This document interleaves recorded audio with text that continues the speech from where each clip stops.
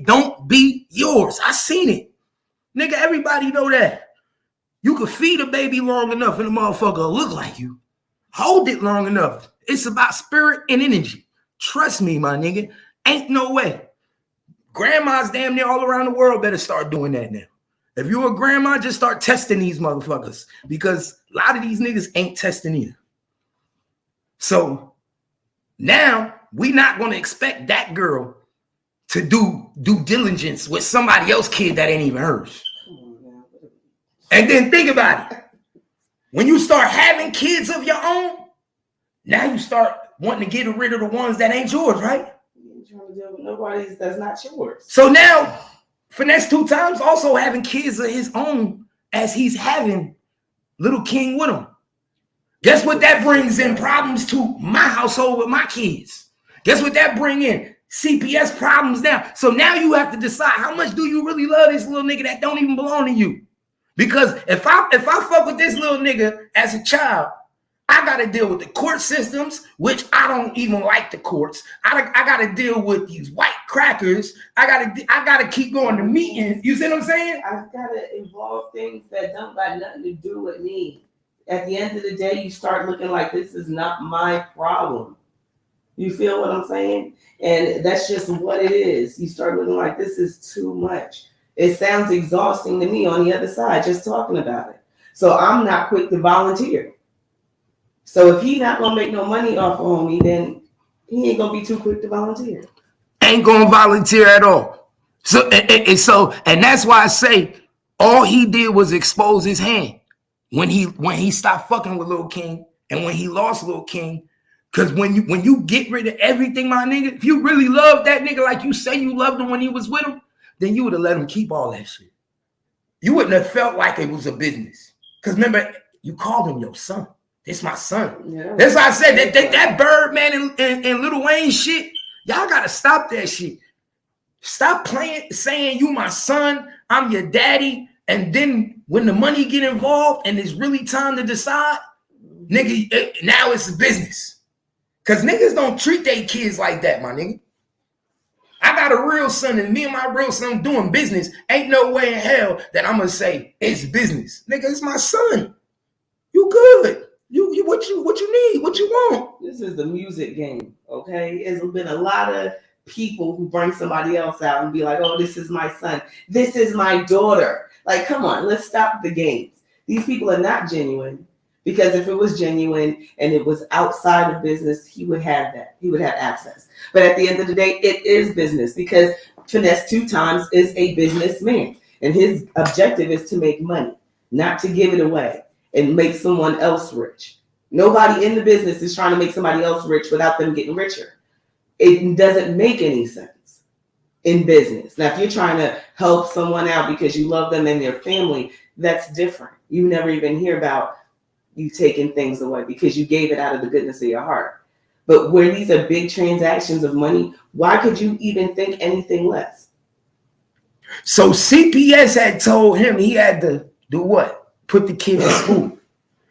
That was the first decline of Finesse 2 Times thinking to himself, I gotta let this kid go. This dude was so stressed out, so annoyed that now I gotta actually be a father to this nigga, that's a problem. And I'm about to show y'all. Let me put y'all on game, y'all. Let me put y'all on game.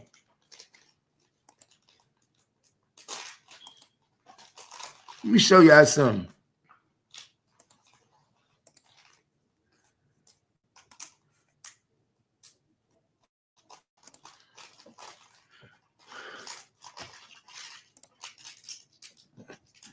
Jug, man. What it do, Jug? Jug in the building, man. You know, we gonna school them today, y'all. Let's go.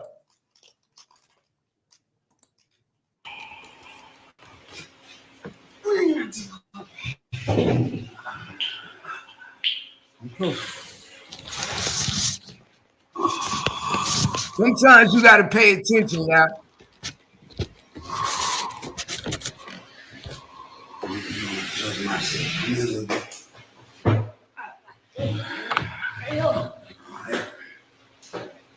So Damn, I got the whole table waiting. So, I wanted to have this talk with you, right? Yeah. Because I want to let the world know how smart you was, right? Yeah. Now, mind you, y'all, body language is everything.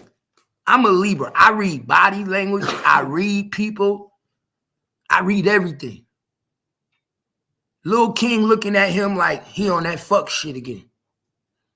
No, he looking like he about to get his heart broken again. You ain't looking at an adult. You looking at a child who already in his young age and gone through a whole lot of shit due to adults. He getting ready to go to something else. Remember, he's only a child. He was brought into this world for someone to take care of him.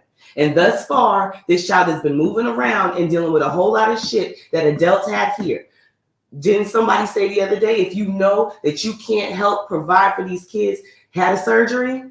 It sounded fucked up, but it is fucked up because this is the recipient of a child who comes to this world and has to deal with adult fucked up shit. So now he's going to be displaced again. It's almost like he know before you telling me this fake school shit that you about to tell me is basically a way to tell me I'm gonna have to let you go soon. Yeah, because the lifestyle that they want me to give you, the lifestyle they want me to give you, I can't give you. And for you to get this lifestyle, I'm gonna have to let you go. I'm a rapper. I'm a thug. That's the truth. I'm an artist. That's the truth. I smoke weed. I drink. I keep people around me that drink and smoke weed. Right. I can't take care of you. That's real shit. I can't do it. That's the honest thing you can fucking say. I can't do it. And he's, like I said, he's been through a lot. So his brain is ahead of his years. He know this shit. But what you're looking at in that picture right there, still framed, you looking at a child who's been hurt multiple times and getting ready to get hurt again. And know what you about to tell him before you even say it. Right. He know everything this nigga about to tell him. Children are just as receptive to energy as adults are. He basically about to say, don't finesse me. So we're going to have a serious conversation in front of the world. All right. I told Miss Joyce, yeah, what's going on? All right. Now, Miss Joyce is the caseworker, okay, the CPS caseworker. Because now that these people in your life, you gotta talk I have to deal with these people now. Yeah, you have to abide by the rules. And a lot of times, these are just natural rules when it comes to taking care of a child.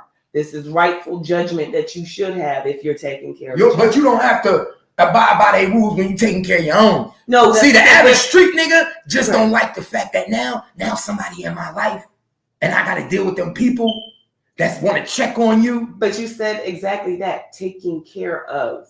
So what falls under taking care of? Not having them, because when you genuinely care, you're taking care of. And now we know what goes on in personal people's houses. But in real actuality, you don't have them around a bunch of adults drinking. You don't have them around a bunch of people gambling. You're right? Because my kids wasn't growing up gambling. They weren't growing. But you get what I'm saying? There's a certain level of things that people go through in their own home. But overall, to keep them people out your life, you doing shit by the book, right? You got some shit going on, you know? But when you're openly letting the world see that you don't have none of those guidelines down, you got to Miss Joyce. And now Miss Joyce has to say, listen, that's not how children are supposed to be. And nobody want a Miss Joyce, because No. a Miss Joyce is worse than a motherfucking a parole officer. Right. A Miss Joyce is worse than right. probation officer. You know, when you go there, you're going to sit there 10 minutes, hey, how you doing? Take your piss. Right. And eventually you finna come up off parole. The child is a lifetime thing. And for 16 years, 18 years, because he's not yours. So he will always have them people like Miss Joyce worried about, is he okay? And you on tour all the time. You drink some nights so much you come home with all three, maybe a new fourth bitch. You get what I'm saying? This is not the lifestyle that is conducive. Then you got to watch how you move now. But this is why a lot of artists don't have the responsibility of their kids with them all the time. Someone else is taking care of their kids. Grandma or aunties, or they're with cousins, and we find out, oh, well, you ain't got contact with your kids, you ain't taking care of your kids. Well, duh, these people are out on the road all the time trying to make money. So to have a child on the road with that and not have a grandparent. Well, Monica said she was on the road with her. But she had her family. It's a different when you have support. You got mom that can be on the road with you and watch the kids. Monica also had her own reality show. She also had somebody sitting there doing schoolwork with the kids. There's a difference in that. But when she wasn't showing a reckless lifestyle, she still don't show a reckless lifestyle. Does that mean she didn't drink while she was on the road? No. But is she on there publicly showing her doing all of the things that he's doing? Did you see her kids gambling? No, because she was a parent trying to build as much type of normalcy as you could in that type of work field. You get what I'm saying? That's the key. So you can't have this. There's a lot of children who are on the road. I told Miss Joyce and I told Sugar, I'm gonna have this talk with you. But I want to do it in front of the world though, so I can show them how smart you is. Alright. So King going back to school, y'all. King finna go back to school. King been homeschooled. King been with me a year and a half. How long King been with us? A year and 5 months. You count that was it. Alright. So as long as you've been with me, you've been homeschooled. You take your 15, 30-minute breaks, shit like that, and then go back to school. Yeah. Look at me when I'm talking to you. So, you know that this is going to be a big transition for you, though.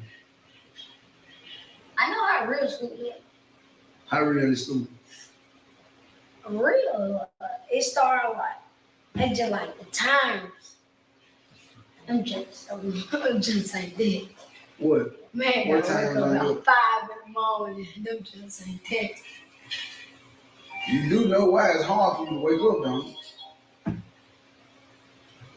You know why, but you know.